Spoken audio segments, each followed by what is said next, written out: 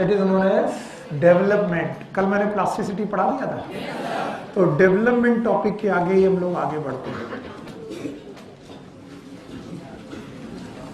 खुदा का शुक्र है कि आज शुक्रवार है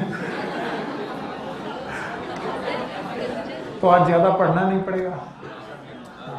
इसका तुम लोग थोड़ा सा इसका टाइम बढ़वाओ ना, उनसे रिक्वेस्ट करके।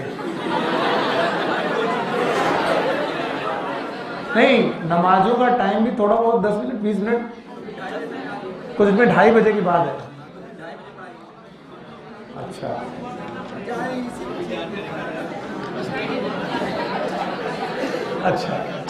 अच्छा, हमारे यहाँ होता तो पंडित जी को ले दे कर आगे चलो।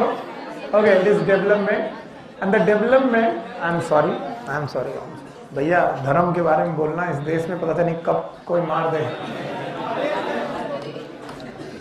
सॉरी, मेरा एक धर्म है, मेरे बच्चे मेरे धर्म है, पढ़ाना मेरा धर्म है, बच्चे मेरे जो है सब ईश्वर हैं।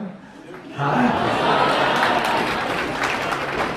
आप अपने धर्म के साथ बहुत ऑनेस्ट रहिए, जो भी आपका धर्म है। एक्चुअली धर्म शब्द निकला है स्वधर्म से। लोग अब प्रवचन देने लगे। एंड द स्वधर्म इज योर नेचर। स्वधर्म का मतलब होता है योर नेचर। आप जो भी नेचर के हैं उस नेचर को फॉलो करते रहेंगे, आपका धर्म फॉलो होता जाएगा। आपका your nature should be for your studies. So अगर आप स्टडीज को बहुत ईमानदारी से फॉलो कर रहे हैं, आपका धर्म फॉलो है। जब आप डॉक्टर बनेंगे तो आप अपने डॉक्टर पेशे को बहुत ईमानदारी से फॉलो करेंगे। किसी को जबरदस्ती पैसे नहीं लेंगे, किसी को 4 दिन की दवा दे करके 6 दिन फंसा के नहीं रखेंगे, किसी की कोई बात नहीं होगी फिर भी पेट काट के सर्जरी कर देंगे। Yes, it happens in India. बोले तुम्हारे को अपेंडिक्स हो गया है, बोलेगा नहीं साहब ठीक है। बोले नहीं हो गया है, तो बोलेगा साहब ठीक है, दवा दे के काम चलेगा तो चलेगा। फिर वो उसको ऐसे डराएंगे, भाई साहब ठीक है दवा ले लो, लेकिन कल को अपेंडिक्स फटा तो परफोरेशन होगा, मरी जाओगे। अब वो सोच रहा है अपेंडिक्स फटा, क्या ये बम होता है? हाँ बिल्कुल बम है। अब उसने सोचा अगर अपेंडिक्स फटा तो मैं मर ना जाऊं। उसने कहा अच्छा ठीक है, इसके पहले मरूं कि काट के निकाल दूं। और पता चला कुछ भी नहीं था। लोगों ने पेट काटा, अपेंडिक्स वेस्टिजियल ऑर्गन है, काट के बाहर निकाल दिया, सिल दिया, 50,000 कमा लिया। It happens. सारे लोग नहीं करते, लोग करते हैं। तो अगर ये कर रहे तो धर्म है कि अधर्म है? और अगर आप उसे सही सही बोलते बेटा ऐसे करना है, ऐसे नहीं करना, उसे बोलते हैं धर्म, है ना? तो हमारा धर्म क्या है फिलहाल के लिए? टू स्टडी, है ना?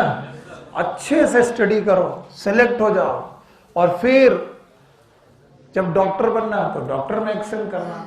जो जिसका काम है उसको करने दो, दूसरे के काम में मत अपना हाथ पाथ पैर घुसाओगे, ये मेरा काम है। No, it's not your. Okay, so development में 2 बातें थी। एक क्या था? ग्रोथ, और दूसरा डिफरेंशिएशन। सो बोलते हैं कि भाई डेवलपमेंट में कुछ फैक्टर्स होते हैं जो रेस्पॉन्सिबल होते हैं डेवलपमेंट के लिए। The factors which are responsible for development. कल मैंने प्लास्टिसिटी पढ़ा नहीं थी आपको? So there are 2 type of factors which control the development. One is known as intrinsic factor. Intrinsic factor, बातें बंद कर। और दूसरे फैक्टर हैं जिन्हें हम लोग बोलते हैं एक्सट्रिंसिक फैक्टर।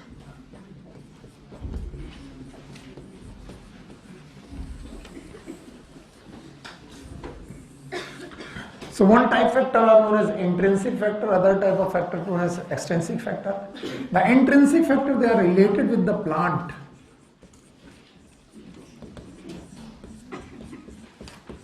अब पौधे की ग्रोथ कैसे होगी ये पौधे पे भी डिपेंड करता है। अच्छा, and extrinsic factor, they are related with environment.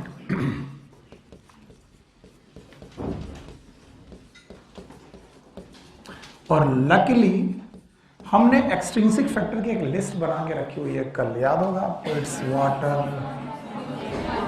Oxygen, nutrient, its light, temperature, very good, हाँ, gravity. So we have so many extrinsic factor. They are related with the environment. अगर ये सब मिलेगा तो growth होगी. And the intrinsic factors, they are related with the plants. And intrinsic factor plant से related है, no doubt they are related with the plant. There are plant. लेकिन plant में भी कुछ सेल के अंदर के फैक्टर है और कुछ सेल के बीच के फैक्टर है.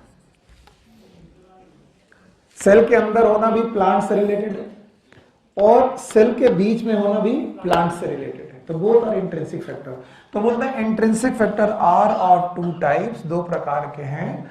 One is known as intracellular. बोलो क्या? Thank you very much. Intracellular. और दूसरे हैं इंटरसेलुलर, सेल के बीच के factor. And the intracellular factor are related with the nucleus because nucleus have DNA. बोलो क्या है? DNA. और मैंने पढ़ा रखा है कि DNA में अगर कैपिटल T है तो पौधा ग्रो करेगा टॉल की डॉर्फ, और अगर स्मॉल टी तो पौधे की ग्रोथ टॉल होगी कि डॉर्फ होगी. It will depend upon genetics and genetical factor are intracellular के इंट्रासेलुलर. तो we can see the intracellular factor or the genetic factor. Genetic factors. अब जैसी आपकी जेनेटिक्स वैसी आपकी ग्रोथ. किसी ने कहा कि भगवान में तो लंबाई नहीं हो रहा. लंबे नहीं हो रहे क्योंकि तुम्हारे मम्मी पापा भी छोटे ही होंगे.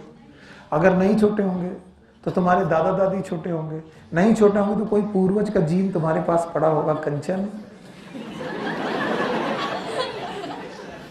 मम्मी पापा लंबे हैं लेकिन वो कोई पूर्वज का जीन था, वो पड़ा हो गया. हे भगवान, पूर्वज गंदे. तो आप बताओ कि अगर कोई जेनेटिकल फैक्टर है तो एक्स्ट्रा सेलुलर के इंट्रासेलुलर. और इंटरसेलुलर फैक्टर्स आर पीजीआर. नाम तो सुना ही होगा. What is PGR? These are known as plant growth regulators. तो किसी ने कहा अगर कोई पौधा जेनेटिकली डॉर्फ है, तो उसमें डाल दो जिब्रेलिन. क्या डाल दो? तो वो जेनेटिकली डॉर्फ स्मॉल टी रहेगा लेकिन लंबा हो जाएगा क्या? यस. तो अगर कोई पूछे जिब्रेलिन क्या है तो तुम क्या बोलोगे? Plant growth regulator. अब पंचम सोच रहे हैं क्या कुछ एनिमल के लिए जिब्रेलिन आता है? नहीं आता बेटिया. तो plant growth regulators, these are the plant hormones जो हमें पढ़ने चाहिए. तो बुक मैंने फिर से बोला, एनसीईआरटी बहुत अच्छी बुक है. कैसे अच्छी है? वो बोलते हैं कि भाई दो प्रकार के फैक्टर हैं, एक है इंट्रिंसिक, दूसरे एक्सट्रिंसिक. एक्सट्रिंसिक आप पढ़ चुके हो, ये पढ़ चुके हो, पढ़ाया है मैंने.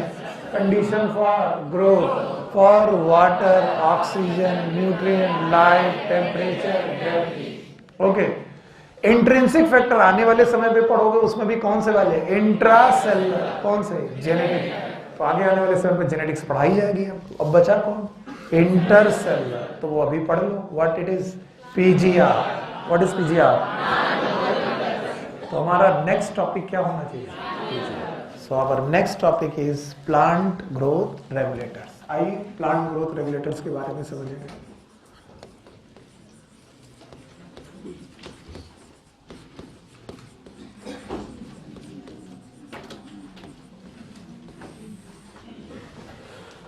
बातें मत करो. जब आ जाते हो तो सोच लिया करो कि या तो आना है या तो नहीं आना. जब एक बार आ जाया करो तो मन बना लिया करो कि अब तो नमाज पढ़ के ही जाना है. अब आ गए हैं तो आएंगे, है कि नहीं? नहीं आना तो कज़ा करो. सब तुमको भी आते हैं. प्लांट हुआ क्या? But plant growth regulators, these are the chemicals. These are the chemicals secreted by plants or microbes. ये microbes के द्वारा भी secreted है, which help in plant growth.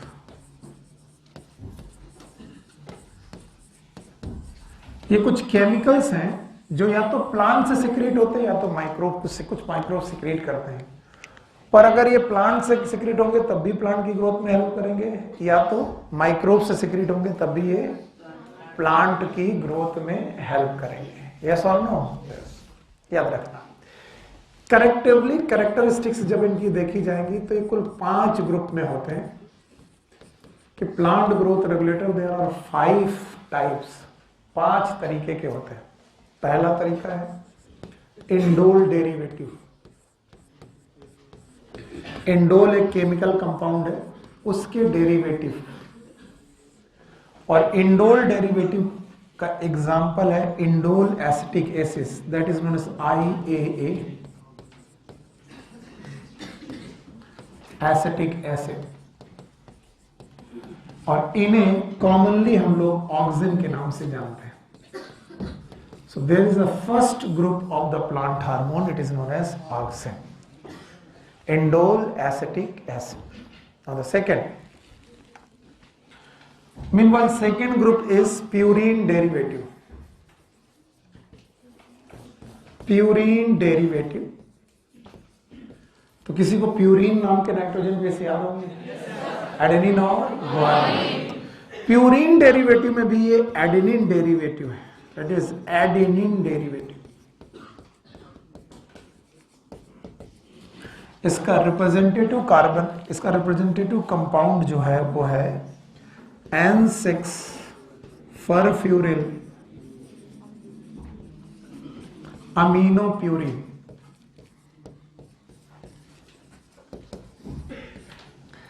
इनके ग्रुप का नाम साइटोकाइनिन है।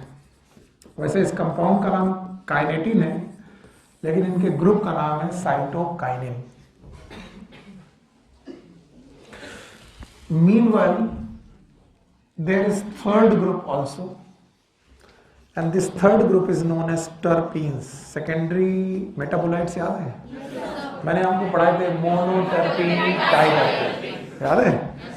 इसी टर्पीन में से एक कंपाउंड है जिसका नाम है जिब्रेलिक एसिड। जिब्रेलिक एसिड, जिनको कॉमनली हम लोग जिब्रेलिन्स बोलते हैं। अब इनको प्रोनाउंसिएट करने के सबके अलग अलग तरीके हैं। कोई गिब्रेलिन्स बोलते हैं, कोई गब्बर सिंह बोलते हैं। So these are not gibberellins, these are gibberellins, gibberellic acid. ये तीसरा ग्रुप है। Now the fourth group is carotenoids. Carotenoid को रिप्रेजेंट करने वाला कंपाउंड है एब्सिसिक एसिड। इसका नाम पहले भी कई बार सुना है हम लोगों ने। Yes, abscisic acid. कॉमनली हम इसे स्ट्रेस हार्मोन के नाम से जानते हैं, ये हमें याद रहे। अदरवाइज इनके ग्रुप का कुछ भी नाम नहीं है, इनको हम केवल ABA के नाम से जानते हैं, that is abscisic acid. And the last group is known as gas. The only plant hormone that is gaseous in nature is ethylene. So पांचवा ग्रुप है, it is gas, और इसको रिप्रेजेंट करती है इथाइलिन। और इसका कोई नाम नहीं है, बस इथाइलिन ही है। इस ग्रुप का नाम भी इथाइलिन ही है। सो आपके पास टोटल 5 तरीके के प्लांट हार्मोन्स हैं जो आपके सामने इस तरीके से आते हैं। पहला डेरिवेटिव इंडोल डेरिवेटिव, दूसरा प्यूरिन डेरिवेटिव, तीसरा टर्पीन्स, चौथा कैरोटिनॉइड, पांचवा गैस। आपको याद रखना पड़ेगा इंडोल डेरिवेटिव का example indole acetic acid. It is indole acetic acid, it is commonly known as auxin. अच्छा भाई, प्यूरिन का N6 फरफ्यूरिल अमीनोप्यूरिन। तो देखो, कभी भी ये नाम अगर रट्टा मारना हो तो कैसे, पहले तो याद रखो, फिर उसमें अमीनो ग्रुप जोड़ो, NH2 जोड़ो, नाम बताओ। और अमीनो में अगर कोई ग्रुप लगता है तो M देते हैं नाम, IUPAC में M देते हैं, तो उसकी कौन सी पोजीशन? छठी। क्या जोड़ो? फरफ्यूरिल। अब बोलो N6 फरफ्यूरिल aminopurine. You got it? It is N6 furfuryl aminopurine. Now the terpene is gibberellins. Okay, now carotenoid is abscisic acid and gas is ethyl. तो ये है इनके ग्रुप। अब बोलते हैं जो प्लांट ग्रोथ रेगुलेटर्स होते हैं, these are of two types. Actually ये दो प्रकार के होते हैं। एक होते हैं प्लांट ग्रोथ प्रमोटर्स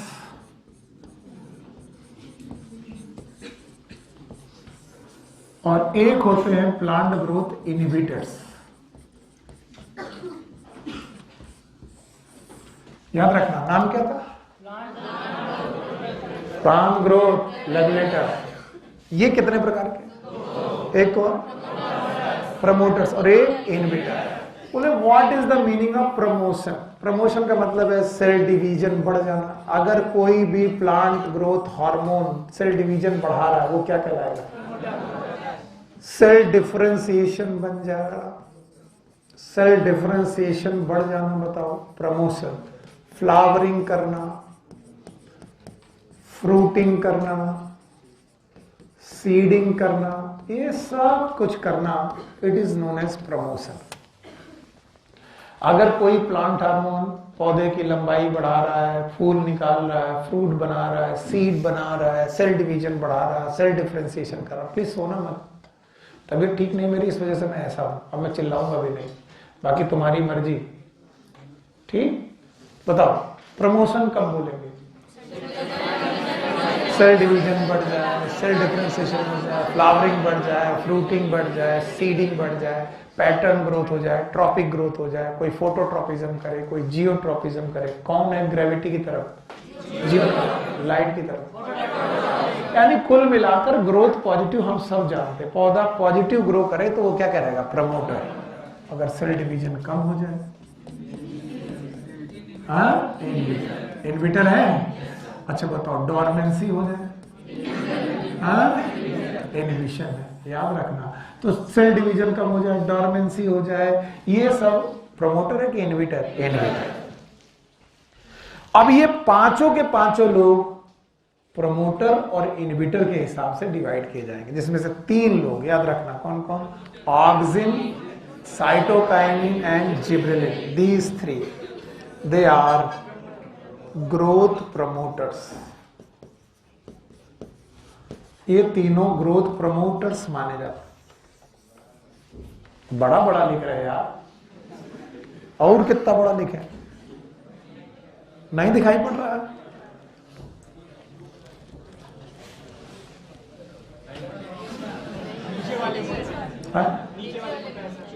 नीचे वाले में होता है, इसमें नहीं होता। तो बताओ ग्रोथ प्रमोटर कौन कौन से? नाम सुन लो। इन auxin, cytokinin, gibberellin, it is growth promoter. और carotenoid is growth inhibitor.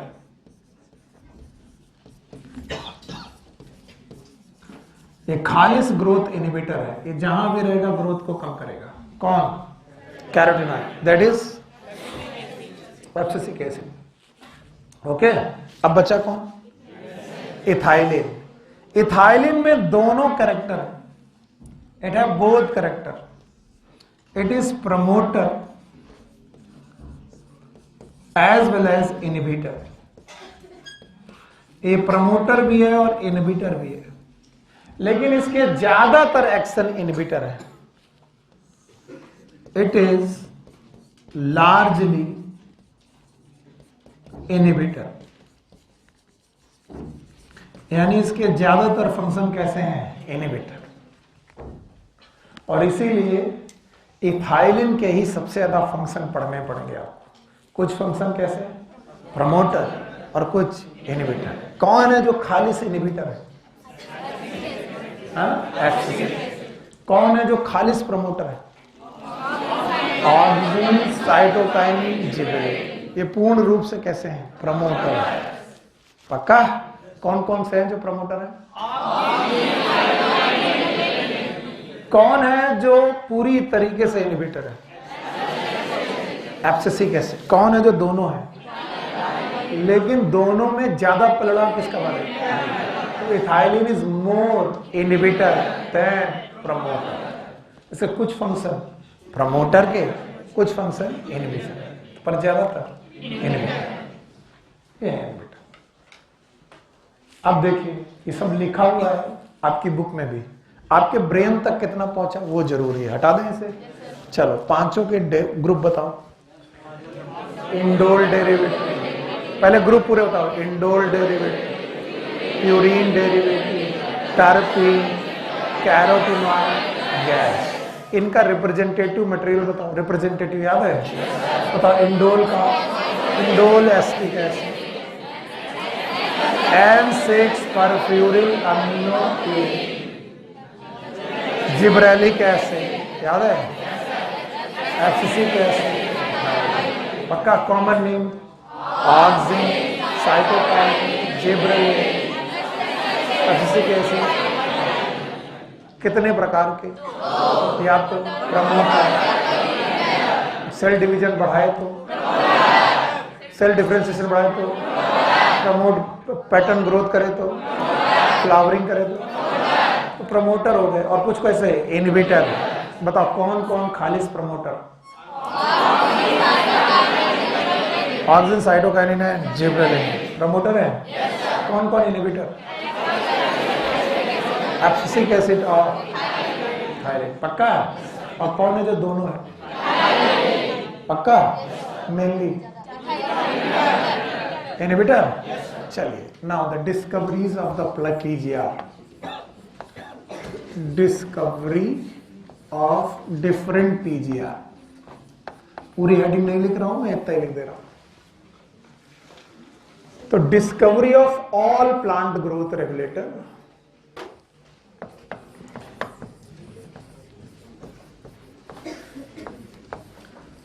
All plant growth regulator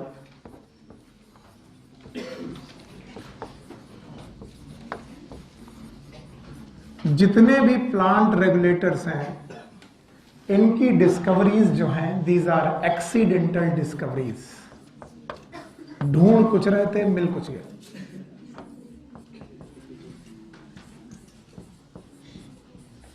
कोई भी प्लांट हार्मोन ले लो, उसकी डिस्कवरी प्लांट डिस्कवरी है कि एक्सीडेंटल? एक्सीडेंटल।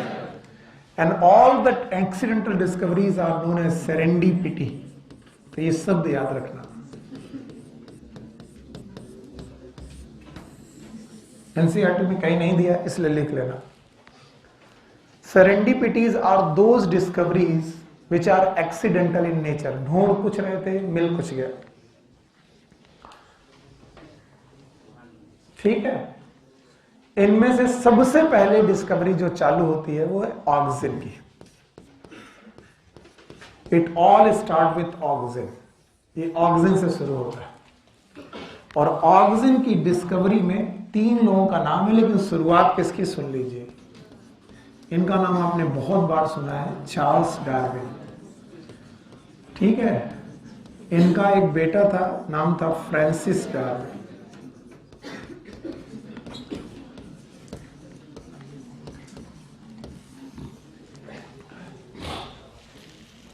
तो चार्ल्स डार्विन और फ्रांसिस डार्विन एक पौधे पे काम कर रहे थे। ये पौधा था कैनरी ग्रास। एक ग्रास का पौधा था, known as canary grass. Botanical name is Phalaris. क्या? फैलरिस। बुक में नहीं है तो मैं लिखूंगा नहीं। सुनो, कौन सी ग्रास? कैनरी। और वो कैनरी ग्रास में यूनिलैटरल लाइट डालते थे। कैसी? डिफ्यूज लाइट और यूनिलैटरल लाइट का कॉन्सेप्ट समझ लो। जैसे कि सूरज की जो रोशनी है वो डिफ्यूज है, चारों तरफ एक साथ पड़ती है, लेकिन टॉर्च की एक तरफ से आएगी। ऐसा नहीं कि टॉर्च सब पूरे संसार को जला रही है। टॉर्च जिधर से डालोगे उधर से आएगी। It is unilateral light. तो याद रखना, वो देखते थे जब किसी भी पौधे में यूनिलैटरल लाइट डाली जाए, एक तरफ से लाइट डाली जाए, किसी भी पौधे में जब यूनिलैटरल लाइट डाली जाए, लाइक कैनरी ग्रास, तो वो देखते थे कैनरी ग्रास उसी लाइट की तरफ मुड़ जाती है। जिधर से लाइट आ रही है उधर मुड़ जाती है। ऐसी ग्रोथ को उन्होंने नाम दिया फोटोट्रॉपिक। क्या नाम दिया? फोटोट्रॉपिक। यहां तक तो ठीक था। फोटोट्रॉपिक ग्रोथ का मतलब लाइट की तरफ होने वाली ग्रोथ। यहां तक तो बात ठीक थी कि जिधर से लाइट डालोगे पौधा उधर की तरफ ग्रो करने लगेगा। आपकी बालकनी में एक पौधे गमला रखा हुआ है, अब उसकी ब्रांचेस ज्यादातर बाहर की तरफ ही निकलती हैं, अंदर की तरफ क्यों नहीं जाती? क्यों? क्योंकि बाहर से सनलाइट पड़ रही, इसलिए बाहर की तरफ जाती। तो बोलते जिधर से लाइट आएगी पौधा उधर मुड़ जाता है। अब बाकी लोगों के लिए आम घटना है, हम सब लोग देखते हैं क्या मतलब मुड़ जाता, तो मुड़ जाता, भाड़ में जाए। लेकिन चूंकि ये कौन है और कौन है, तो ये इसके पीछे पड़ गए कि ऐसा क्यों होता होगा। तो चार्ल्स डार्विन और फ्रांसिस डार्विन ने मिल करके ये पता लगाया कि ऐसा इसलिए होता है कि जिधर की तरफ से लाइट आती है उधर की तरफ से इनका कर्वेचर, और जिधर की तरफ लाइट नहीं है उधर की तरफ का कर्वेचर की पेरीमेट्री किधर ज्यादा लगती है? जिधर से लाइट नहीं आ रही, और जिधर से लाइट आ रही उधर पेरीमेट्री कम। तो उन्होंने कहा जिधर की तरफ बेटा लाइट आ रही है पौधे की ग्रोथ उधर कम। सुन लो वरना समझ में नहीं आएगा, क्वेश्चन आएगा तो जाओगे काम से। जिधर से तरफ से लाइट आ रही है उधर की तरफ ग्रोथ, इधर से इधर तक पेरीमेट्री नाप, और इधर से लेकर इधर तक पेरीमेट्री नापो। बताओ किधर की तरफ ज्यादा? पक्का? तो इन्होंने कहा जिधर से लाइट आ रही है पौधे की ग्रोथ उधर कम होती है और उसके अपोजिट साइड में ज्यादा होती है। अगर बराबर होती तो पौधा सीधे बढ़ता जाता, पर एक तरफ कम हो रही और एक तरफ ज्यादा हो रही, तो जिधर कम हो रही उधर की तरफ मुड़ गया। तो किसी ने बोला क्यों मुड़ गया?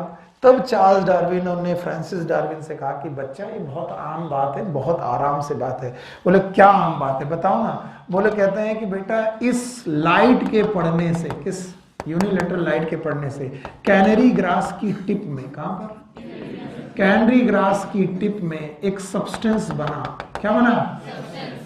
उनको बोला कौन बना, एक जानते नहीं थे कौन बना। इन्होंने कहा इस सब्सटेंस का नाम लेट्स सपोज ऑक्सिन है। क्या नाम है? तो उनके बच्चे ने कहा कि सर आपने इसका नाम ऑक्सिन ही क्यों रखा? तो बोले ऑक्स का मतलब होता है ग्रोथ। ऑक्स का मतलब ही होता है ग्रोथ। तो जो ग्रोथ कर दे that is known as auxin. तो बोलते हैं कि ग्रोथ हार्मोन बनता है यहां पर, तो बनता टिप में है, कहां पर? लेकिन मूव करता है शेडेड साइड से। किधर से? Shaded side. जिधर से लाइट पड़ी उधर से मूव करेगा कि शेडेड साइड? लाइट इधर से पड़ी, और जिधर से मूव करता है उधर ग्रोथ, और जिधर से मूव नहीं करता उधर ग्रोथ कहां? तो बना कहां पर? और ग्रोथ भी किया टिप से डायरेक्ट। इधर से लाइट आ रही तो इधर से जाएगा कि इधर से? इधर से। और जिधर से जाएगा उधर ग्रोथ, और अगर ग्रोथ ज्यादा तो उधर का कर्वेचर, इधर का, और ग्रोथ बेटा इस वजह से ग्रोथ होगी लाइट की तरफ। नींद आ रही है? आज तो यार थोड़ा हेल्प करो कि सो ही जाओगे। या तो नहीं पढ़ा करो। तो बताओ कैसे लाइट डाली? हाँ यूनिलैटरल। पक्का? और बोला गया कि यूनिलैटरल लाइट डालने पर यहां पर कुछ बनता है। क्या बनता है? क्या ये ऑक्सीजन को आइसोलेट कर पाए? नहीं। मैं बता दूं, चार्ल्स डार्विन और फ्रांसिस डार्विन ने एक हाइपोथेटिकली तुक्का मार दिया कि कोई ऑक्सीजन नाम का सब्सटेंस यहां बनता है जो शेडेड साइड से मूव करता है, और शेडेड साइड की ग्रोथ ज्यादा कम करता है, इधर कम करता है, इस वजह से कर्वेचर हो जाता है। पर ये इस सब्सटेंस को आइसोलेट नहीं कर पाए। तब एक साइंटिस्ट आते हैं, इन साइंटिस्ट का नाम है F.W. वेंट। बोलो कौन? F.W. वेंट।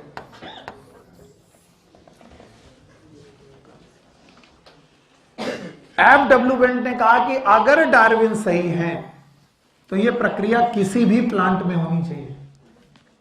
और यह क्वेश्चन कम से कम 4 बार पूछा गया, लगातार 3 सालों तक। तो मैंने देखा लगातार 3 सालों तक पूछा गया F.W. वेंट का एक्सपेरिमेंट। F.W. वेंट ने अपना एक्सपेरिमेंट प्लांट बदल के किया, और उन्होंने जो प्लांट लिया it was the oat seedling. Oat seedling. Oat का दूसरा नाम है एविना। क्या नाम है? एविना। रवीना नहीं, Avena. And that's why F.W. Went का जो experiment is known as Avena curvature test. और इसी नाम से 3 साल पूछा गया। ध्यान सुन लो, अवीना कर्वेचर टेस्ट।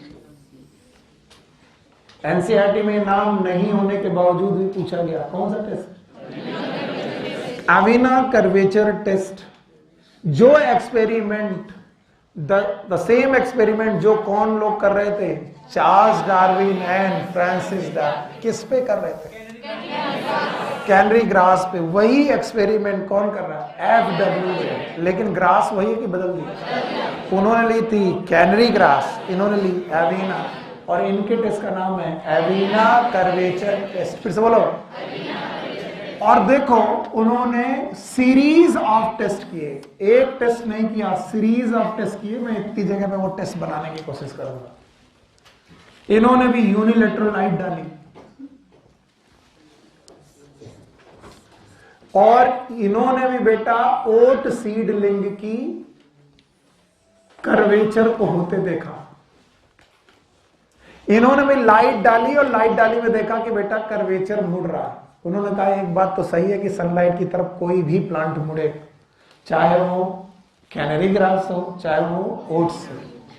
फिर उन्होंने कहा कि हो सकता है कि यहां पर कुछ बना हो, बिल्कुल बना होगा, पर क्या बना है आओ इसका पता लगाए। उन्होंने दूसरा एक्सपेरिमेंट किया। लाइट डालने के बाद, एवरीवन हियर सही ढंग से देखना, मेरे पास कोई और एनिमेशन तो है नहीं, मैं ऐसे ही करूंगा। लाइट डालने के बाद जब उन्हें लगा कि इस लाइट ने ऑक्सीजन बना दिया होगा, क्या बना दिया? ऑक्सीजन। पक्का? तो उन्होंने टिप काट दी। क्या काट दी? Tip. Sorry, I am sorry, पहला एक्सपेरिमेंट दूसरा था। पहला एक्सपेरिमेंट था, इन्होंने देखा कि पूरी टिप के साथ एक प्लांट था, और फिर इन्होंने क्या काट दी? टिप काट दी। टिप काटने के बाद इन्होंने सनलाइट डाली। क्या डाली? सनलाइट। यूनिलेटरल। कैसी? यूनिलेटरल। और इन्होंने देखा पौधा नहीं मुड़ा। पौधा, इसका मतलब एक बात और सही हो गई कि जो भी बनता है कहां? टिप। क्या बनता है? टिप। पहला एक्सपेरिमेंट, लाइट डाली, टिप थी, यस और नो? टिप मुड़ी? No sir. किधर की तरफ मुड़ी? दूसरा एक्सपेरिमेंट, अब की बार फिर टिप थी, पर टिप क्या कर दी? काट दी। तो बताओ लाइट कब डाली? जब टिप थी कि टिप काटने के बाद? टिप काटने के बाद लाइट डाली, पौधा मुड़ा कि नहीं मुड़ा? इसका मतलब सनलाइट पड़ी लेकिन पौधा नहीं मुड़ा। इसका मतलब जो भी बनता है वो कहां बनता है? ठीक। तीसरा एक्सपेरिमेंट किया इन्होंने, फिर से बेटा नॉर्मल प्लांट लिया, टिप वाला प्लांट लिया और लाइट डाली। जब इन्हें लगा कि ये लाइट जो है पड़ चुकी है और टिप में जो बनना था वो बन चुका होगा, तब उन्होंने उसको काट लिया। अब बताइए, जब कटी हुई टिप को इन्होंने रखा होगा, क्या उसमें ऑक्सीजन बन चुका था? यस। फिर इस कटी हुई टिप को नीचे उन्होंने अगार का ब्लॉक रखा। अगर का ब्लॉक, अगार अगार करके एक जेल आता है, यस और नो? और उन्होंने कहा कि अगर कोई चीज बनती है और नीचे जाती है तो वो चीज को अगार में आना चाहिए। कहां पर आना चाहिए? इन्होंने वेट किया कि आने दो अगार में। फिर इन्होंने देखा कि यार अगार में चीजें आई कि नहीं आई, आई डोंट नो, पर जब उन्होंने काफी देर तक इस कटी हुई टिप को अगार के अगार जेल में रखा रहा, तो उन्होंने सोचा कि अब जो कुछ भी बना होगा वो इसमें आ चुका होगा, क्योंकि बनने वाले का नेचर है कि वो नीचे की तरफ मूव करता है। यस और नो? यस। अब इन्होंने क्या किया कि उस अगार ब्लॉक को काटा जिसमें जो भी सब्सटेंस बना था आ चुका था, और उस ब्लॉक को काट करके उस जगह से काटा जहां पर उन्होंने टिप रखी थी, काट करके अलग हटाया, और उस ब्लॉक को जाकर के इन्होंने कटे हुए पार्ट में रख दिया। अब बताओ, टिप रखी कि ब्लॉक रखा? और सनलाइट नहीं डाली। क्या नहीं डाली? सनलाइट। तो उन्होंने कहा अगर वाकई वो सब्सटेंस की वजह से ही ग्रोथ होती होगी तो लाइट डालो, केवल वो सब्सटेंस डालो तो ग्रोथ हो जाए। ये हतप्रभ थे कि उन्होंने देखा कि यस, पौधा ग्रो किया, और पौधा ग्रो किया बिल्कुल वैसे ही ग्रो किया, यानी कि कटी हुई टिप के साथ पौधा ग्रो किया, और वैसे ही ग्रो किया जिधर टिप ज्यादा थी उधर ग्रोथ ज्यादा हुई, और जिधर टिप नहीं थी उधर ग्रोथ नहीं हुई। तो बताओ, जिधर टिप रखी गई उस तरफ ग्रोथ ज्यादा, लेकिन कर्वेचर उस तरफ, तो उसके अपोजिट। यस और फिर इन्होंने कहा कि इस अगार में जो कुछ भी है वही है ऑक्सीजन, और इस भाई साहब ने अगार से ऑक्सीजन को आइसोलेट किया। तो बताओ, आइसोलेट किसने किया? FW red. डिस्कवरी किसने की? Charles Darwin and Francis Darwin. इसका एक्सपेरिमेंट आपकी बुक में दिया नहीं गया इतना लंबा, पर डायग्राम दिया गया है, देखो ध्यान से। कटी हुई टिप, और फिर टिप के अंदर कुछ रखा, फिर पता नहीं क्या किया। ये वो कहानी है। इतने तुम्हें बहुत नींद आ रही है, खाना खा के आया तो मत खाया करो, भूख लग जाता है तो फिर सो जाया करो। यहाँ काहे आते हो? जब पढ़ ही चुके हो तो क्या मतलब। चलो, डिस्कवरी, कौन सी डिस्कवरी पढ़ी हमने? ऑक्सीजन की डिस्कवरी। प्लान्ड है कि बेटा सेरेंडिपिटी? What is serendipity? क्या है? चांस डिस्कवरी है। अगर इस पूरी कहानी में वैज्ञानिकों के नाम बता देते तो मेरा काम पूरा हो जाएगा। बस चलो, पहला चार्ल्स डार्विन और फ्रांसिस डार्विन। दोनों के प्लान के नाम एक ही कि अलग अलग? चार्ल्स डार्विन और फ्रांसिस डार्विन के प्लान का नाम याद है? बोलो कौन? Cambridge grass. पक्का? इन्होंने ऑक्सीजन की डिस्कवरी की, लेकिन आइसोलेशन किसी और ने किया? किसने किया? FW red. पूरे एक्सपेरिमेंट को याद करने की जरूरत नहीं, बुक में है ही नहीं, बुक में डायग्राम है, याद रख लो। बस इतना याद रखो, डिस्कवरी किसी और ने की, आइसोलेशन किसी और ने। आइए, जिब्रेलिन की डिस्कवरी। एक कंट्री है जापान, बेटा जापान लिया। एक बाप ने अपने बच्चे से कहा, बेटा जापान लिया। अच्छा, 4 दिन बाद न समझ में कंचन। बताओ, जिब्रेलिन की डिस्कवरी में एक साइंटिस्ट, एक कंट्री का नाम बताओ? जापान। और जापान के एक साइंटिस्ट का नाम है ई कुरुसोवा। वैसे भी ये चैप्टर अपने आप में माशाल्लाह बहुत ही कॉन्सेप्चुअल है, और ऊपर से नींद आ रही है। बताओ उस कंट्री का नाम? जय माता की। कंट्री का नाम, साइंटिस्ट का नाम ई कुरुसोवा का नाम जिब्रेलिक एसिड और जिब्रेलिन की डिस्कवरी में बहुत नाम लिया जाता है। ओके, आइए। जापान में एक बीमारी होती थी, इस बीमारी का नाम था बकाने। वैसे इसी से बना है बकवास। बकवास कर bakanae. The disease was known as bakanae, and bakanae का मतलब होता है फुलिश सीडलिंग डिसीज।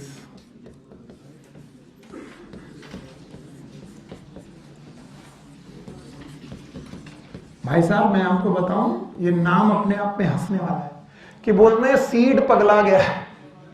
पुलिस नहीं, एक बोला पुलिस सीडलिंग डिसीज। लोग बोलते थे foolish, yes, foolish seedling disease, यानी कि आपका सीडलिंग पगला गया। क्यों कहते थे? इसका कारण सुनिए। जापान के खेतों में राइस की फसल लगाई जाती थी। राइस मतलब गेहूं। तो राइस की जब फसल लगाते थे, बेटा शांत रहो, थोड़ा थोड़ा ध्यान से सुनते जाओ। तो राइस की फसल लगाने के तरीके होते हैं, उनको पहले तो कहीं बोया जाता है, बाद में रोपा जाता है। यस और नो? तो बोलते थे, एकदम शांत रहो भाई, हम ही को पढ़ा लेंगे, तुम ही हो। तो राइस के सीडलिंग जब लगाए जाते थे, तो उनको समान रूप से खाद पानी एक ही जैसा, सेम खाद, सेम पानी, सब कुछ एक ही जैसी चीजें डाली जाती थी। लेकिन उनमें से कुछ राइस के पौधे एक्सेप्शनली लंबे हो जाते थे। अब जगह नहीं है, नहीं तो और लंबा कर देते हैं।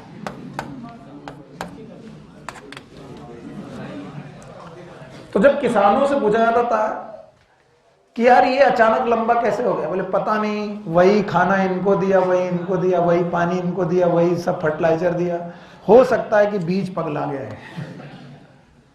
तो this disease is known as foolish seedling disease. अच्छा, पौधा लंबे होने से होता ये था कि स्टेम इनका पतला दुबला, तो ये पौधा हवा चलते चलते अचानक टूटता था और पानी में गिर जाता था। तुम्हें मालूम है राइस की फसल पानी की बहुत कमी में उगाई जाती है, बहुत कमी की, बहुत ज्यादा पानी बहुत ज्यादा होता है। अगर गिरेगा पौधा तो बताओ बचेगा कि सड़ जाएगा? अब लोग बड़ा परेशान कि यार फुलिस सीडलिंग डिसीज हो गई। ई कुरुसोवा ने कहा कि यार ऐसा थोड़ी ना हो सकता है, इनके पास ब्रेन थोड़ी ना है सीड के पास जो उनको फुलिस सीडलिंग डिसीज हो गई। उन्होंने ऐसे सारे पौधों को टटोला कि इनको क्यों ये डिसीज हो रही, तो इनको यहां पर एक फंगस का इंफेक्शन मिला। किसका? फंगस। एक फंगस का इंफेक्शन मिला और इस फंगस का नाम था जिब्रेला फ्यूजिकोराई। जिब्रेला फ्यूजिकोराई। और इस जिब्रेला फ्यूजिकोराई से एसिड निकलता था, gibberellic acid, acid 3, that is GA3। और इस जिब्रेलिक एसिड ने इंटरनोडल लेंथ बढ़ा देनी थी, यानी पौधे की इंटरनोडल लेंथ बढ़ा देते थे, वो नोड की लेंथ बढ़ा देते थे। और जितनी ज्यादा इंटरनोडल लेंथ बढ़ती जाती थी पौधा लंबा होता जाता था। तो ई कुरुसोवा ने कहा कि ये फुलिस सीडलिंग डिसीज नहीं है, बल्कि यहां पर एक फंगस का इन्फेक्शन है। किसका? फंगस। और उस फंगस का नाम जिब्रेला फ्यूजिकोराई। फिर से बोलो, जिब्रेला फ्यूजिकोराई है। क्या नाम है? जिब्रेला। और उस जिब्रेला फ्यूजिकोराई से एक हार्मोन निकलता है, बोलो जिब्रेलिक। और वही जिब्रेलिक एसिड आपके पौधे के इंटरनोडल लेंथ को बढ़ा देगा। बताओ प्लांट ग्रोथ रेगुलेटर की डेफिनेशन आज मैंने क्या पढ़ाई आपको? These are the chemical secreted by plants and microbes। कौन सा माइक्रो? जिब्रेला फ्यूजिकोराई। क्या ये फंगस है? इसी से निकला था कौन? जिब्रेलिन। हाँ, जिब्रेलिन। और जिब्रेलिन जो निकला वो जिब्रेलिन ने इंटरनोडल लेंथ घटाया कि बढ़ाया? बढ़ाया। कहां गए यादव जी? खड़े हो। अच्छा, अब आप बताओ, अगर ड्यूट्रोमाइसिटीज का कोई मेंबर है तो उसमें कौन सा रिप्रोडक्शन नहीं होता? एकदम शांत। फंगस के 4 क्लासेस के नाम: फाइको, एस्को, बेसिडियो। आज यूनिट पढ़ के आनी थी। और प्लांट में ये है, प्लांट के पहले बायोलॉजिकल क्लासिफिकेशन। इसका मतलब आप पढ़ नहीं रहे, पढ़ रहे हैं आप? बताओ 4 क्लासेस याद है? एक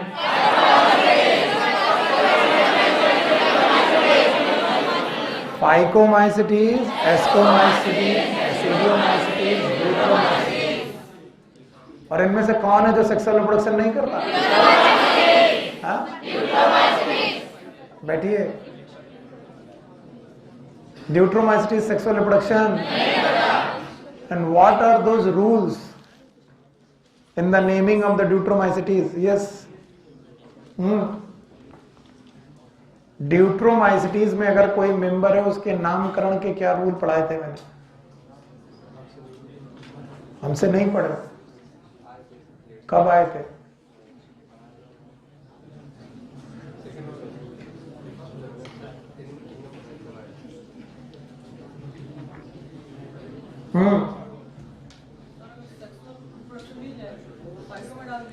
ज्यादातर समय पर जिन भी फंगस का सेक्सुअल रिप्रोडक्शन ना हो उन्हें किस में डालोगे?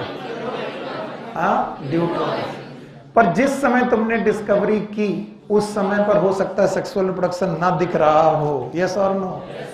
फिर बाद में तुम्हें पता चला कि जिसको तुमने ड्यूट्रोमाइसिटीज में डाला है उसकी कुछ फॉर्म सेक्सुअल रिप्रोडक्शन कर रहे हैं, कुछ फॉर्म कर रही हैं। इसका मतलब उसका ड्यूट्रोमाइसिटीज में क्लासिफिकेशन सही है कि गलत?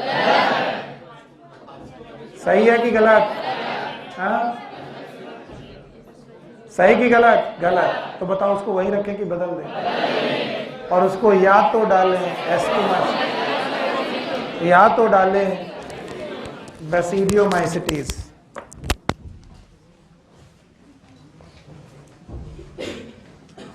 बुक ओपन रखना, दोनों। क्या पढ़ाया मैंने? क्या पढ़ाया अभी मैंने? अभी जो मैंने पढ़ाया वो क्या था?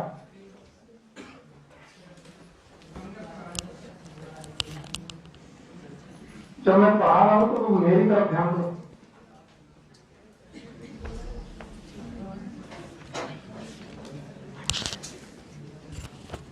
दस बार बोल चुका हूं कि बातें नहीं क्लियर करना है। क्या रूल पढ़ाया गया याद है? अगर सेक्सुअल रिप्रोडक्शन नहीं है, क्या नहीं है? सेक्सुअल, इसमें डालोगे ड्यूट्रोमाइसिटीज। अगर कहीं सेक्सुअल रिप्रोडक्शन मिल जाए और जो ड्यूट्रोमाइसिटीज में था उसे ड्यूट्रोमाइसिटीज में ही रखोगे कि बदल दोगे? या तो और नाम वही रखोगे कि बदल दोगे? बदल दोगे। इसका जीता जागता उदाहरण है ये, और मैंने तब भी पढ़ाया था और आज पूछ रहा हूं, जवाब नहीं आया। एक फंगस है फ्यूजेरियम मोनेलिफॉर्मी, बोलो कौन सा? फ्यूजेरियम मोनेलिफॉर्मी। ये क्वेश्चन ऑल इंडिया में पूछा गया है, इसलिए जितना बार पढ़ो उतना अच्छा। It is imperfect. परफेक्ट कि इम्परफेक्ट? मतलब सेक्सुअल रिप्रोडक्शन। तो बताओ किस में रहा?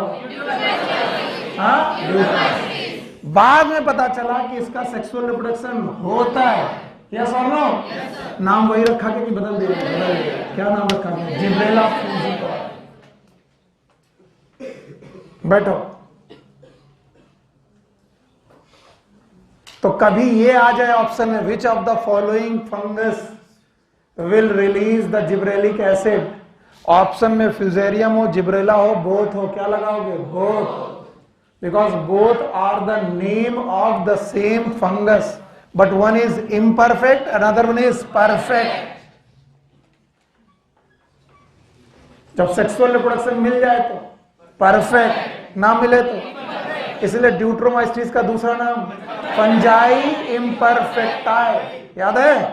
या फिर इम्परफेक्ट फंजाई। बहुत ध्यान देने वाला पॉइंट था, तो तुम लोग बात करो। तो जिब्रेला फ्यूजिकोराई से जिब्रेलिक एसिड निकाला गया, और जिब्रेलिक एसिड की डिस्कवरी में इस साइंटिस्ट का नाम है, बात बताओ, ई कुरुसोवा। अगर तुम ये दोनों नाम भी बता दोगे मेरा काम चल जाएगा, ये गणित ना पढ़ाओ तो। मैंने बोला इसके पहले भी मैंने बहुत कहानी सुनाई, नहीं आई। ये दोनों नाम बता दो, कंट्री का नाम, साइंटिस्ट का नाम, बीमारी का नाम। ये तीन बता दोगे मैं धन्य हूं, और चौथा बता दोगे तो महा खुशी हो जाऊंगा। जिब्रेला फ्यूजिकोराई। क्या ये मोल्ड है? यस। मोल्ड मतलब फंगस। एक फंगस है जो कि तुम्हारी जड़ों में लग गया। किसकी जड़ों में? राइस की। और इसीलिए राइस की जड़ों पे लगने की वजह से इसके इंटरनोडल लेंथ घटे की बढ़ गए हैं, बढ़ गए हैं। समझ में आ रहा है? अगर इतना समझ में आ रहा है तो फिर आपको दूसरी डिस्कवरी आ गई। अब बताओ मैंने क्या पढ़ाया? कंट्री का नाम, साइंटिस्ट का नाम, बीमारी का नाम, बकाने हैं अंग्रेजी में, fullest seedling disease of rice. हो गया? फंगस का नाम मान लो जिब्रेला ऑप्शन में ना हो, फ्यूजेरियम। हाँ, fusarium. Now the third discovery, the discovery of cytokinin. और ये डिस्कवरी भी बड़ी भयानक सेरेंडिपिटी है। साइंटिस्ट है मिलर, सॉरी स्कूग। आप अपनी बुक में देखो, शुरुआत के पैराग्राफ में किसका नाम है? स्कूग। शुरुआत पहले पैराग्राफ, एफ स्कूग, यस है। स्कूग टोबैको प्लांट को लेकर के, कौन से प्लांट को? टोबैको। तो पहले तो आपके दिमाग में ये चले कि किस प्लांट को लिया था उन्होंने? Tobacco plant. और टोबैको प्लांट का नोडल टिश्यू, कौन सा टिश्यू? चूंकि मैंने पढ़ाया, मेरा पूरा हक बनता कि मैं पूछूं, लेकिन तुम बताते नहीं, इसलिए दुखी हो जाता। नोडल टिश्यू को उन्होंने एक्सप्लांट बनाया। क्या बनाया? एक्सप्लांट। क्या ये शब्द पहले पढ़ा है? What is explant? It is the part of plant which are going to use into tissue culture. बोलो का टिश्यू कल्चर में जो पार्ट यूज करते हैं उसका नाम एक्सप्लांट। तो टोबैको प्लांट का एक्सप्लांट कौन सा है? Nodal tissue. और नोडल टिश्यू को, नोड के टिश्यू को उन्होंने न्यूट्रिएंट मीडियम में डाला, जैसा सब लोग करते थे, इन्होंने भी किया। और जैसे बेटा एक्सप्लांट यहां पर इन्होंने डाला, वैसे ही एक्सप्लांट ग्रो करने लगा और ग्रो करके अनडिफरेंशिएटेड मास बनाया सेल का। याद है? नाम बताओ। कैलस। साइंटिस्ट का नाम? स्कूग। प्लांट का नाम? एक्सपेरिमेंट का नाम? Tissue culture. फिर से बोलो। किसी भी चीज में डरना नहीं। कौन सा एक्सपेरिमेंट कर रहे थे? कौन कर रहा था? किस प्लांट को? कौन से टिश्यू? इसमें कोई डाउट? डाला किस में डाला? न्यूट्रिएंट में। सेल डिवाइड होने लगी, क्या बनने लगा? कैलस। डिफरेंशिएटेड क्या? अनडिफरेंशिएटेड। और बड़े परेशान थे, हफ्तों हो गए। अब इनकी वाइल्ड थॉट क्या थे, सोच क्या थी कि काश भगवान इस कोशिकाओं में रूट स्टेम लीफ बन जाए। क्या बन जाए? कि रूट बन जाए, स्टेम बन जाए, लीफ बन जाए। बन ही नहीं रहा था। वो जितना इसको कराते थे, मास और बढ़ जाता था, कोशिकाओं का अमाउंट घट जाता था कि और बढ़, और बढ़ा। कैलस का साइज घटा कि बढ़ गया? बढ़ गया। परेशान, एक हफ्ता हो गया, कुछ नहीं हो रहा। अचानक इन्होंने कहा एक्सपेरिमेंट तो बर्बाद हो रहा है, तो टेबल में इनको जो जो रखा मिला सब कुछ इसमें डाल दिया। देखो क्या क्या डाला, अजीब पागल थे। वेस्कुलर टिश्यू रखे थे, वो डाल दिए इसमें। ये डाला था वेस्कुलर टिश्यू एक्सट्रैक्ट, यानी जाइलम और फ्लोएम का एक्सट्रैक्ट रखा था, इसमें डाल दिया। मैं कहानी बना रहा हूं, ऐसी कहानी हो ना ये अलग बात है। इसके अलावा इन्होंने ईस्ट का एक्सट्रैक्ट इसी में डाल दिया। अब पागल ही आदमी होगा कि सब कुछ भरे जा रहा, तो खिसिया में कि नहीं कुछ हो रहा, तो बोले सब बर्बाद करो, स्वाहा करो। तो वेस्कुलर टिश्यू एक्सट्रैक्ट डाला, ईस्ट एक्सट्रैक्ट डाला। वहीं पर डीएनए रखा था स्पर्म का, स्पर्म डीएनए रखा था, वो भी डाल दिया। बताओ, अजीब अजीब चीजें डाल रहे हैं। अगर आदमी दिमाग से सही होता तो या तो प्लांट डालता, या तो सब कुछ डाला। क्या डाला? Vascular tissue extract, east extract, sperm. और नारियल पानी पीने के लिए मंगाया था, वो भी ले हो। कोकोनट मिल्क बुलका, कोकोनट मिल्क का मतलब होता है कोकोनट वाटर, वो भी डाल दिया। और सो गए, भाड़ में जाए, उतनी दिन से कर रहे कुछ नहीं होगा। और सुबह जागे, आए रामा इसमें नई नई पत्तियां, नए नए पौधे निकल रहे हैं, छोटे छोटे प्लांट निकल रहे हैं, माइक्रो प्रोपेगेशन निकल रहा है, जड़ें निकल रही हैं, एकदम छोटे छोटे पौधे निकल आए। इन्होंने कहा यही तो मैं चाहता था, कैसे निकला? 7 दिन से कोशिश नहीं कर रहा था और कुछ नहीं निकल रहा था, आज कैसे निकल आया? तो इनका एक शिष्य था मिलर। बोलो कौन? मिलर। एक गंद मचा के गए थे, उसने साफ किया। बोले साहब आप जब सोने गए थे तो क्या क्या डाला था? बोला मैंने डाला था वेस्कुलर टिश्यू, ईस्ट एक्सट्रैक्ट, जो जो पड़ा था सब डाल दिया।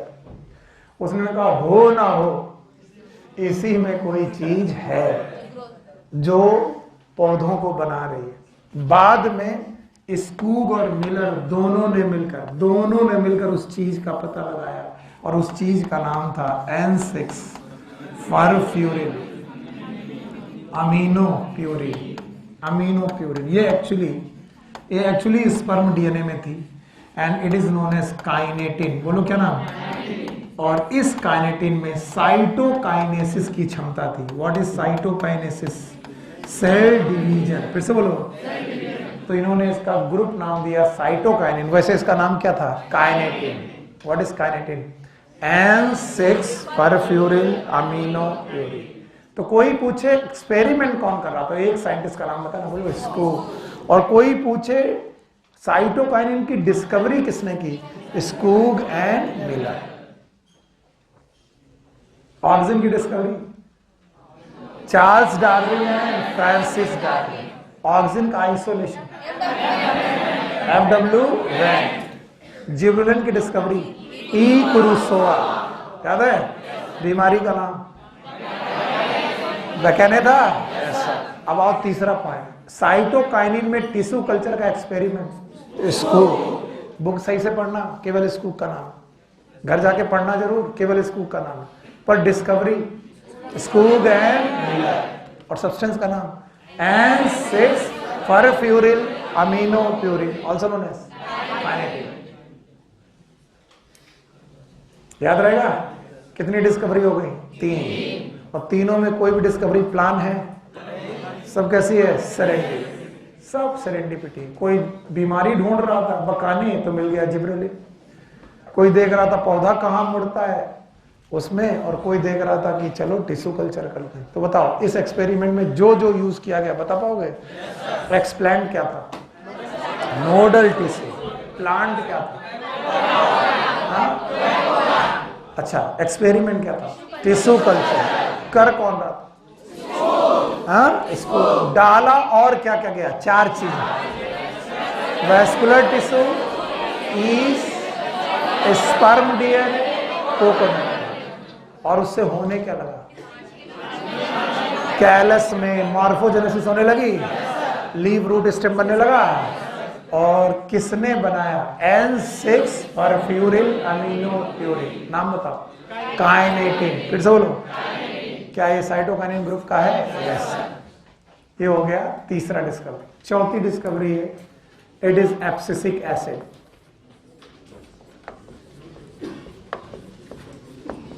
एब्सिसिक एसिड की डिस्कवरी एक साथ 3 जगह पर हुई, 3 अलग अलग लोगों ने की।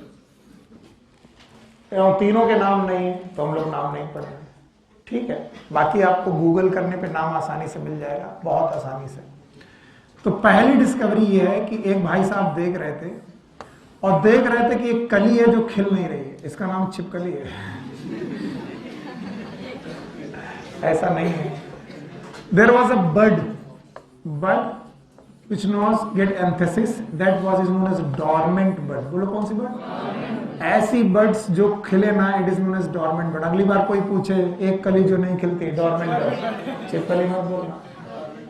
एक गेट जिससे नहीं गुजर सकते, कोल गेट। हाँ, बहुत सारे क्वेश्चन ऐसे हैं। अब की बार कोई इसका जेन्युइन आंसर पूछे, वो कली जो कभी ना खिले, डॉर्मेंट बर्ड। कौन पढ़ाया? बायोलॉजी। तो किसी ने इस डॉर्मेंट बर्ड में एक सब्सटेंस ढूंढा, उसका नाम उसने डॉर्मिन रख दिया। क्या रख दिया? डॉर्मिन। डॉर्मिन नाम का एक सब्सटेंस था जो बर्ड को खिलने नहीं दे रहा था। किसी ने देखा कि सेल डिवीजन इनहिबिट हो चुका है, सेल डिवीजन रुक गया, तो उन्होंने उस सब्सटेंस का नाम रखा इनहिबिटर बी।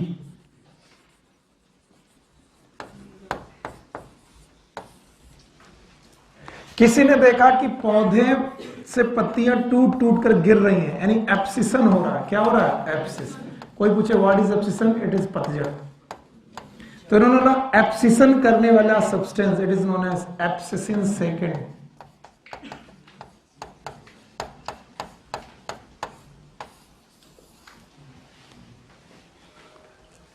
तीन लोगों ने 3 अलग अलग सब्सटेंस ढूंढे। एक ने क्या ढूंढा? डॉर्मिन। एक ने इनहिबिटर बी, एक ने एब्सिसिन सेकेंड। बाद में तीनों के तीनों का केमिकल नेचर एक ही निकला, दैट वाज कैरोटीनॉइड्स। बोलो क्या नाम? और it was a acid known as abscisic acid known as ABA। ABA, what is ABA? Abscisic acid. Okay. और चौथी डिस्कवरी तो हमारी मम्मी ने तब कर दी थी जब मैं छोटा था। वो कहती थी सुनील, जैसे एक सड़ा हुआ टोकरी का आम, टोकरी में रखा हुआ एक सड़ा आम बाकी आमों को सड़ा देता है, वैसे तुम मेरे घर के सड़े हुए आम हो। ऐसे कहती थी मेरी माता जी।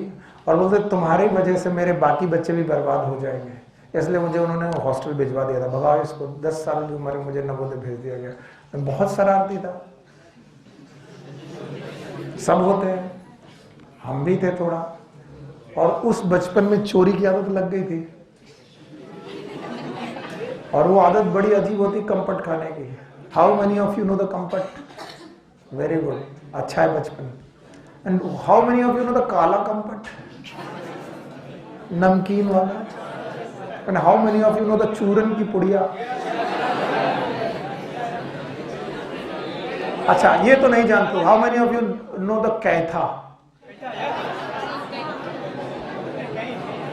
अच्छा इमली। अब ये सब मेरे स्कूल के बाहर बहुत मिलती थी, और मुझे वो लंबी लंबी चूरन की पुड़िया से जो खट्टा चूरन था उसको चाट के खाने की आदत लग गई थी, और मम्मी पैसा देती नहीं थी। तो मैं अक्सर जब मम्मी खाना बना रही होती थी तो मैं जेब में हाथ डालते डालते घूमता था, जिसके भी कपड़े टांगे, पिताजी के कपड़ों में पता पैसा पड़ा। एक बार मैंने 100 रुपया उड़ा दिया उस समय। दैट टाइम 100 रुपया वॉज लाइक द 1000 और द 5000 रुपीज। अब मैंने 100 रुपया उड़ा दिया। It was the 92, 93। हाँ, और मैं इमली खा गया, और खाया नहीं, 2, 4, 5 दोस्तों को ले गया। खाओगे चूरन, खाओगे चटनी? मेरे सारे दोस्त मोहल्ले वालों के बीच में मैं राजा। अरे वाह यार, तुम बड़े अमीर हो, सड्डे नाल रहोगे तो ऐसा। और पिताजी ने वो 100 रुपया किसी दूसरे काम के लिए रखा हुआ था, तो 2, 4, 5 रुपए होता तो ना ढूंढते, बोले 100 रुपए का काम गया। और चोर की दाढ़ी किन का? जैसे उन्होंने बोला 100 रुपए कहाँ गया, मैं सो गया। बोले यही है, जो ठोके गए।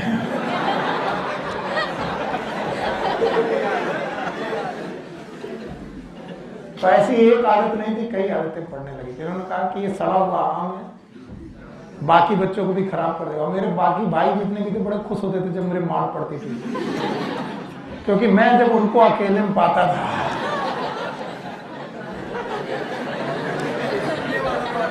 मेरी दीदी मुझसे बड़ी, अच्छा, और दीदी जब मुझसे बड़ी थी तो वो मुझसे जीत जाती थी। उनकी खास बात थी कि जब वो लड़ती थी तो वो मुंह नोच लेती थी। तो मुझे समझ में नहीं आ रहा था कि हाउ टू ओवरकम। एक दिन मुझे समझ में आया, इनकी कमजोर कड़ी इनके बाल। और वो जब भी अगली बार लड़ने आए मैं देखता रहता, और जैसे पास आते थे मैं बाल पकड़ लिया।